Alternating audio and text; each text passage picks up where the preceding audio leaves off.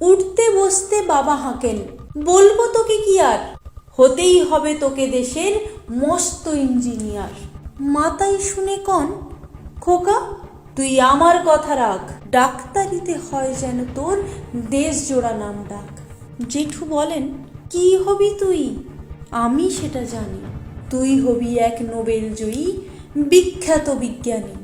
একই সঙ্গে সবাই বলেন, অন্য কিছু নয়, এবার তোকে হতেই হবে স্কুলে ফার্স্ট বয়।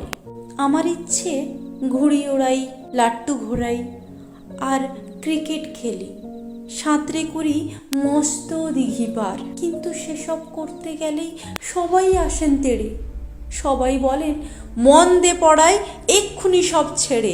কি আর বলবো, এখন আমার অবস্থাটাই এই, লেখায় পড়ায় দিন কেটে যায়, কিচ্ছু খেলার নেই।